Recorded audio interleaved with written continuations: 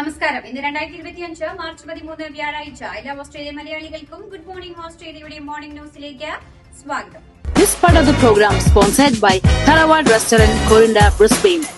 കൊതിയൂറും നല്ല നാടൻ ഭക്ഷണങ്ങളും മറ്റ് ഒതന്റിക് സൗത്ത് ഇന്ത്യൻ വിഭവങ്ങളും ഒരുക്കുന്ന ബ്രിസ്ബെയിനിലെ ഏറ്റവും മികച്ച റെസ്റ്റോറന്റ് തറവാട് റെസ്റ്റോറന്റ്.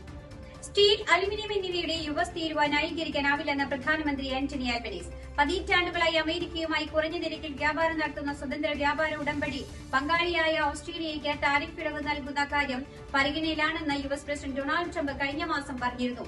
എന്നാൽ അത്തരം താരിഫ് ഇളവുകൾ അമേരിക്ക ഓസ്ട്രേലിയയ്ക്ക് നൽകാതിരുന്നതിനാൽ തന്നെ യുഎസ് തീരുവ ഇന്നലെ മുതൽ രാജ്യത്ത് പ്രാബല്യത്തിലായി. അമേരിക്കയിലേക്കുള്ള സ്റ്റീൽ, അലുമിനിയം കയറ്റുമതിക്ക് 25% തീരുവയാണ് പ്രാബല്യത്തിൽ വന്നത്.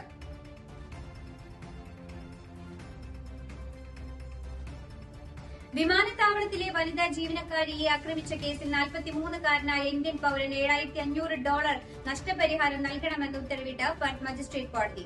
മോശം പെരുമാറ്റത്തെ തുടർന്ന് ബാലിയിലേക്കുള്ള ഇയാളുടെ യാത്രയ്ക്ക് അധികൃതർ അനുമതി നിഷേധിച്ചതിനെ തുടർന്നായിരുന്നു വനിതാ ജീവനക്കാരിയുടെ നേർക്ക് അപ്രതീക്ഷിതമായ ആക്രമണം നടത്തിയത്. യാത്രക്കാർ വന്നാണ് ഇയാളെ പോലീസ് എത്തുന്നതുവരെ രക്ഷപ്പെടാതെ പിടിച്ചുവെച്ചത്.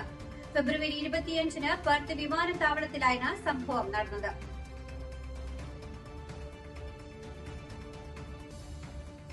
വെസ്റ്റേൺ ഓസ്ട്രേലിയയിലെ ഖനി വിപുലീകരണത്തിന് അനുമതി നൽകിയതിന് ഓസ്ട്രേലിയൻ സർക്കാരിനെ വിമർശിച്ച് ലിയനാർഡോ ഡികാപ്രിയോ.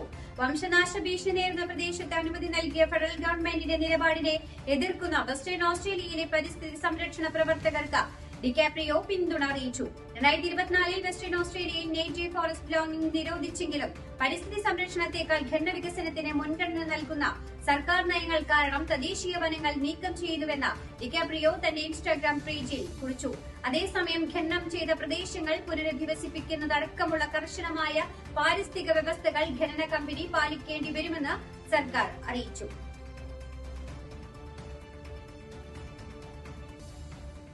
ക്വീൻസ്ലാൻഡിലെ സ്കൂളിൽ 20 വർഷമായി പ്രദർശിപ്പിച്ചിരിക്കുന്ന പാറക്കെട്ടിൽ നിന്ന് പാലിയോന്റോളജിസ്റ്റുകൾ ദിനോസർ കാൽപ്പാടുകൾ കണ്ടെത്തി. പാറയുടെ സ്ലാബിൽ ദിനോസറുകളുടെ 66 കാൽപ്പാടുകളുണ്ട്. കാലേറ്റ് ഖനിയിൽ നിന്നും കൽക്കരി ഖനി തൊഴിലാളികൾ കണ്ടെത്തിയ പാറ അടുത്തുള്ള സ്റ്റേറ്റ് ഹൈസ്കൂളിന് സമ്മാനമായി നൽകിയിരുന്നു. പാലിയോന്റോളജിസ്റ്റുകൾ സ്കൂൾ സന്ദർശിക്കാൻ എത്തിയതോടെയാണ് പാറയുടെ പ്രാധാന്യം തിരിച്ചറിഞ്ഞത്.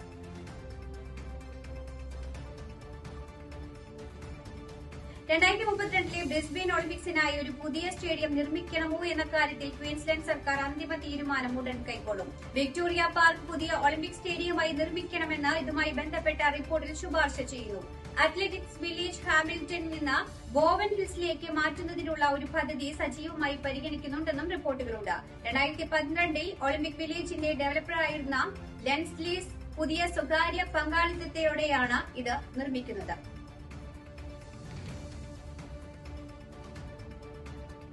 കൃത്രിമഹൃദയവുമായി 100 ദിവസം അതിജീവിച്ച ഓസ്ട്രേലിയൻ പൌരൻ ലോകത്തിന് അത്ഭുതമാകുന്നു. ലോകത്തിൽ ആദ്യമായാണ് ഹൃദയസ്തംഭനം ബാധിച്ച രോഗിക്ക് കൃത്രിമഹൃദയം ഘടിപ്പിച്ച് ജീവൻ നിലനിർത്തുന്നത്.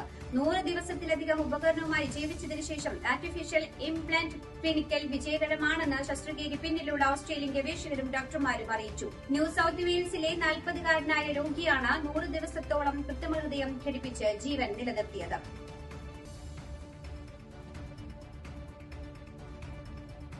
അപകടകരമാവിധം വാഹനം ഓടിച്ചതിനും റോഡിൽ അക്രമാസക്തമായ സംഭവങ്ങൾ സൃഷ്ടിച്ചതിനും യുവാവ് അറസ്റ്റിൽ. കാൻബറയിൽ നിന്നുള്ള 25-കാരനായ യുവാവാണ് അറസ്റ്റിലായത്. കഴിഞ്ഞ ദിവസം ACT പോലീസ് നടത്തിയ തിരച്ചിലാണ് പ്രതിയെ പിടികൂടിയത്. തുടർന്ന് അക്രമാസക്തമായി വണ്ടി ഓടിക്കുന്നതിന്റെ ഡാഷ് ക്യാം ദൃശ്യങ്ങൾ പോലീസ് പുറത്തുവിട്ടു. ഇത്തരം സംഭവങ്ങളിൽ ഇരകളായവരോ സാക്ഷികളോ ഉണ്ടെങ്കിൽ പോലീസുമായി ബന്ധപ്പെടണമെന്ന് അറിയിച്ചു.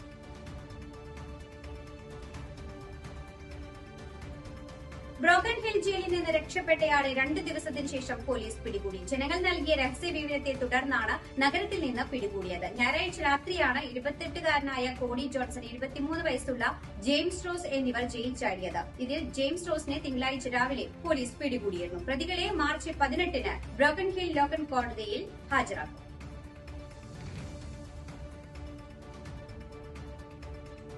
വേൾഡ് മലയാളി കൌൺസിലിന്റെ സിഡ്നിയിലെ പുതിയ ഭാരവാഹികളെ തെരഞ്ഞെടുത്തു. നിയാസ് കണ്ണോത്ത് ചെയർമാനും ദീപ നായർ പ്രസിഡന്റുമായും തെരഞ്ഞെടുക്കപ്പെട്ടു. Lisa Binu, doctor Babu Philip, Aneesha S Panicker, Aslam Basheer, Shiju, Abdul Hameed, Kiran Jinan, Sid Nair എന്നിവരാണ് മറ്റു ഭാരവാഹികൾ. ലെക്സ് കോസ്റ്റ് കേരള തട്ടുകട റെസ്റ്റോറന്റിൽ നടന്ന വാർഷിക ജനറൽ ബോഡിയിൽ world Malayali council for East Asia and Australia regional chairman Kiran ജെയിംസിന്റെ നേതൃത്വത്തിലായിരുന്നു തെരഞ്ഞെടുപ്പ് നടപടിക്രമങ്ങൾ നടന്നത്. അടുത്ത 2 വർഷമാണ് ഭരണസമിതിയുടെ കാലാവധി.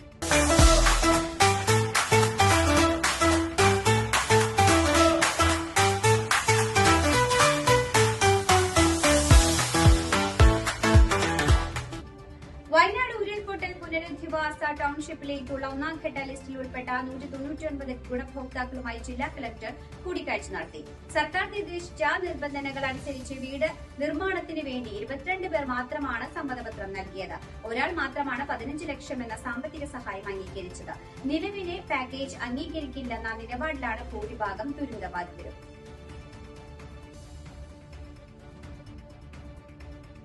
പത്തനംതിട്ടയിൽ കായിക താരമായ പെൺകുട്ടിയെ 60 പേർ പല സമയങ്ങളിലായി പീഡിപ്പിച്ച കേസുമായി ബന്ധപ്പെട്ട സാമ്പത്തിക തട്ടിപ്പ് കേസിൽ യുവാവ് അറസ്റ്റിൽ. കേസിൽ ഉൾപ്പെട്ട 2ാം പ്രതിയുടെ അമ്മയിൽ നിന്ന് 1ാം പ്രതിയുടെ സഹോദരൻ 9 ലക്ഷത്തോളം രൂപ തട്ടിയെടുത്തെന്നാണ് പരാതി.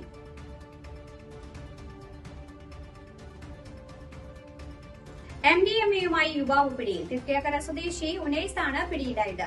നാരകത്തറയിലെ ഹോട്ടലിൽ നടത്തിയ പരിശോധനയിലാണ് 3 ഗ്രാം രാസലഹരി കണ്ടെത്തിയത്.